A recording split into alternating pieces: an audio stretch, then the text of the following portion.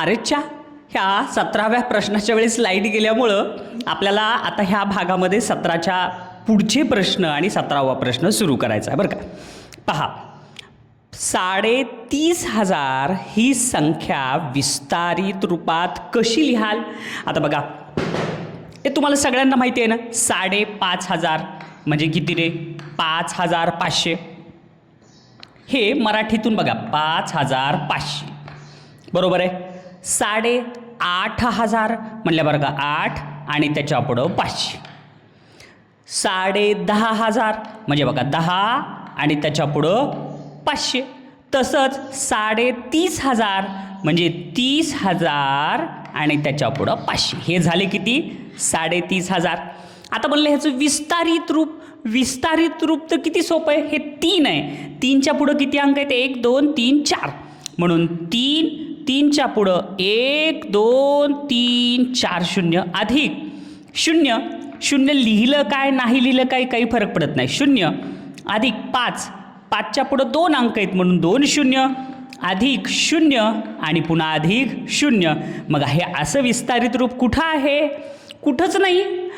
पण हे 0ची काही किंमत नसते म्हणून हे नसलं तरी चालतंय. कुठं आहे मग? पर्याय नंबर 1 मध्ये. म्हणून 17व्याचं उत्तर पर्याय नंबर 1. फार सोपा असा प्रश्न होता. पहा पुढचा 18वाही प्रश्न अत्यंत सोपा आहे. पहा पुस्तकात काय म्हणले? 2 गुणिले 10,000 अधिक 5 गुणिले 1000 अधिक 5 गुणिले 100 हे विस्तारित रूप कोणत्या संख्येचे आहे? बालमित्रांनो, आता सगळ्यात सुरुवातीला ह्याचं गुणाकार करून घ्या. 10,000 गुणिले 2 किती झाले रे? हे झाले 20,000. त्याच्यानंतर 5 गुणिले 1,000 म्हणजे किती झाले? 5 1 5 म्हणजे हे झाले 5,000. आणि हे 5 गुणिले 100 म्हणजे किती झाले? 500. आता ह्यांची बेरीज उभ्या मांडणीत करून घेतली तर कशी होईल? 20,000 अधिक 5,000. आता ह्याच्यात एककच्या खाली एकक, दशकच्या खाली दशक, शतकच्या खाली शतक, हजारच्या खाली हजार आणि 10,000च्या खाली 10,000.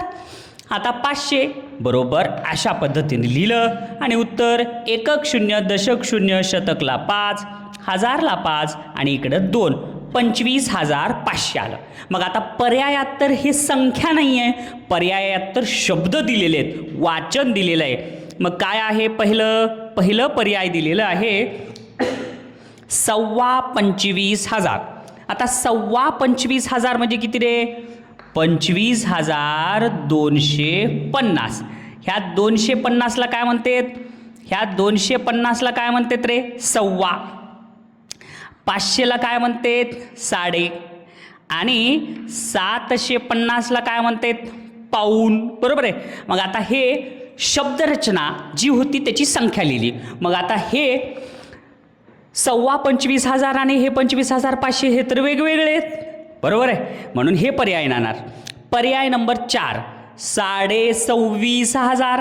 आता 26,000 म्हणजे बघा हे 26,500. हे साडे म्हणलं की 500 म्हणजे पर्याय नंबर 4 पण येणार नाही. 1 येणार नाही, 4 येणार नाही.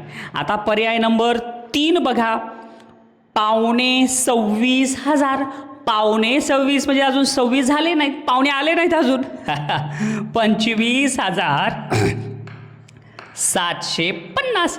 आता हे 25,750 पण येणार नाही कारण 25,500 म्हणजे पर्याय 1 3 4 येणार नाही. तर येईल 100% पर्याय 2. मग काय दिलंय हे तरी बघून घ्या. काय दिलंय? 25,500. आता 25,500 म्हणजे हे 25,000 आणि साडे म्हणजे 500 म्हणून हे आणि ते एकच आहे. म्हणून 18व्याचं उत्तर पर्याय नंबर 2. परीक्षेत हा प्रश्न येणार नाही पण ह्याच्यासारखे प्रश्न आले तर नक्की तुम्हाला सोडवता यावे बरं का. पहा पुढचा. अरेच्या प्रश्न क्रमांक 19 तर अगोदरच्याच प्रश्नासारखा आहे. काय म्हणले? 5 गुणिले 10,000 अधिक 3 गुणिले 100 अधिक 5 गुणिले 10 अधिक 5 हे विस्तारित रूप कोणत्या संख्येचे आहे? आणि आता पर्यायामध्ये संख्या दिल्यात. फार सोपं आहे हे सुद्धा. मग आता ह्याचं काय येतं आहे? 5 गुणिले 10,000 म्हणजे हे झाले 50,000 अधिक 3 गुणिले 100 म्हणजे हे झाले 300 अधिक 5 गुणिले 10 म्हणजे हे झाले 50 अधिक 5. मग आता बेरीज करायची आहे उभ्या मांडणीत बघा. 50,000 अगोदर लिहा, नंतर एककच्या खाली एकक, दशकच्या खाली दशक, शतकच्या खाली शतक, हजारच्या खाली हजार आणि 10,000च्या खाली 10,000. इथं 300 लिहा, त्याच्यानंतर इथं 50 लिहा आणि नंतर एककला 5 लिहा आणि बेरीज. इथं ह्याची बेरीज आली 5, दशकची बेरीज 5, शतकची बेरीज 3, हजारला कुणीच नाही 0 आणि 10,000ला 5. 50,355 कुठं आहे? इथं तर 55,000 आलं, 355 इथं नाही, इथं 535 आहे म्हणजे उत्तर अचूक पर्याय नंबर 2. म्हणून 19चं उत्तर पर्याय नंबर 2. अक्षरातून दिलेली संख्या आणि संख्या ह्याही तुम्हाला आता समजत आहेत. पुढचा प्रश्न बघा. पुढचा तर प्रश्न इतका सोपा आहे की प्रश्न वाचल्याच तुम्हाला उत्तर येईल. काय दिले बघा. एका संख्येत 16,000, 16 दशक व 16 एकक आहेत, तर ती संख्या कोणती? पर्याय दिलेले आहेत. मग किती सोपं आहे रे बघा. काय म्हणले? 16,000. मग आता 16,000 पर्यायात कुठं आहेत का? इथं दिले 61,000, हे तर कधीच येणार नाही. इथं दिले 66,000, हेही येणार नाही. इथं दिले 71,000, हेही येणार नाही. म्हणून उत्तर पर्याय नंबर 3 येईल. तरीही पुढचा आणखीन पाहून पडताळा करू. आता हे झाले 16,000. त्याच्यानंतर काय म्हणले? 16 दशक. दशक म्हणजे 10, 10 द्या आणि त्याच्या बाजूला 16 लिहा. हे झाले 16 दशक. आणि नुसतं 16 एकक. एकक म्हणल्यावर काही 0 नाही म्हणजे उत्तर काय येईल? बेरीज करा. 6, 6 ने 1 7, 1 6 आणि 1 16,176, जे की पर्याय नंबर किती आहेत? 2 मध्ये नाही तर पर्याय नंबर 3 मध्ये 16,176. म्हणलं होतं ना तुम्हाला सोपं आहे. पडताळा करून बघण्यात जास्त वेळ गेला, पण नुसतं एक कटाक्ष टाकलं की उत्तरच आलं. म्हणून 20व्याचं उत्तर पर्याय नंबर 3. फार छान आणि सोपे गणित आहेत, फक्त समजून घेणं आवश्यक आहे. बाबा 21वा प्रश्न दिसायला अवघड दिसतंय पण एकदम सोपा आहे. बघा काय म्हणले? कंसामध्ये 10a अधिक b कंस बंद बरोबर 45. जर ब बरोबर 5 असेल तर अ बरोबर किती? पर्याय दिलेत. इतका सोपा प्रश्न आहे ना, तुम्हीच सांगा मुलांनो.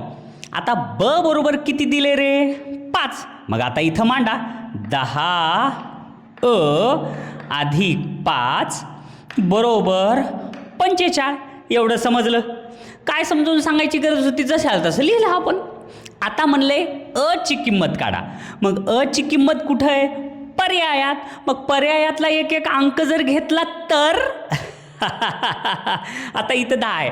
मग अ च्या जागी 10 ठेवलं तर मग अ आणि 10 ह्यांच्यात काय होत असतो? चिन्ह कोणतं त्याच्यात? ह्याच्यात तर चिन्ह काहीच नाही. अधिक वजा काहीच नाही. तर तिथं होत असतंय गुणाकार. काहीही चिन्ह नाही म्हणजे गुणाकार.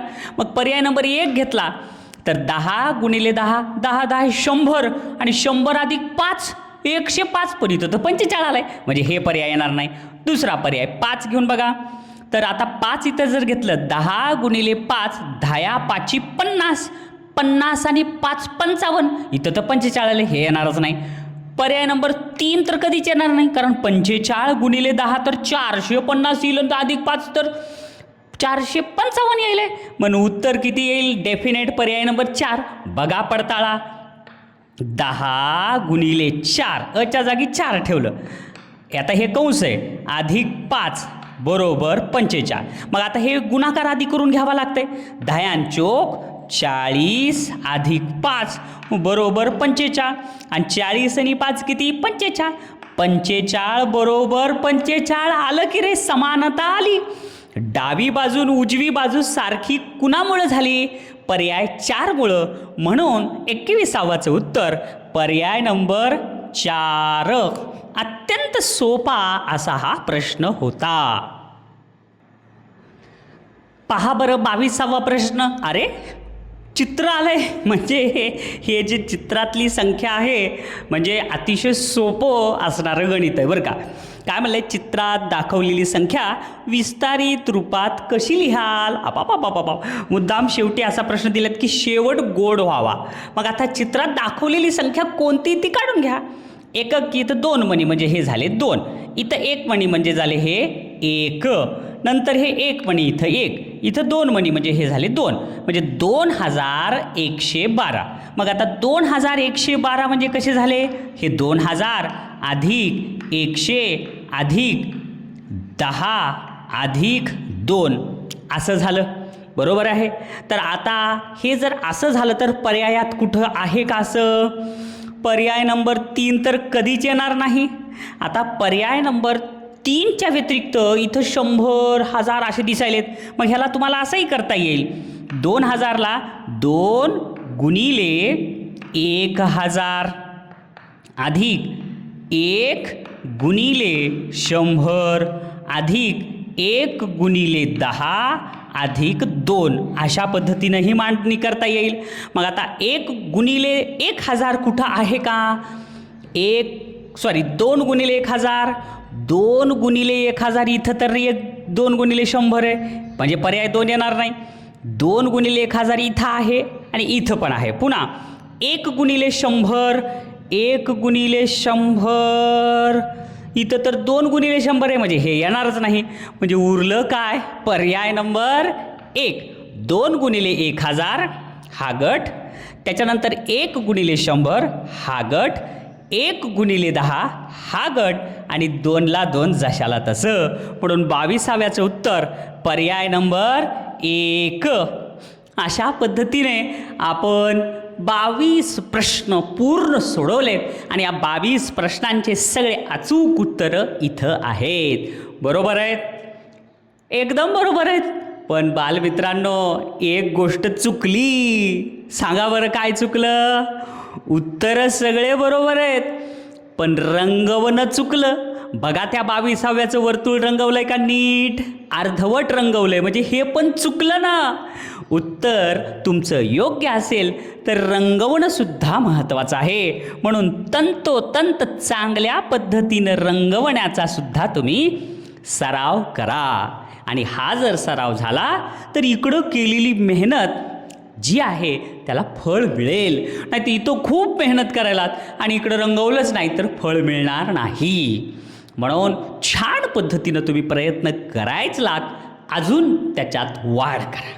हा प्रकरणाचा अभ्यास खूप छान पद्धतीनं तुम्ही सगळ्यांनी केला आणि इथून पुढं हा भाग संपल्यावर ह्याच्यावर आधारित हेच भाग जे आहे हे 2 वेळेस सोडवा आणि याच्यावर आधारित आलेले प्रश्न विचार करून सगळे सोडवा. आणि तुम्ही मन लावून इतक्या वेळ बसून अभ्यास केला त्याबद्दल खूप खूप धन्यवाद.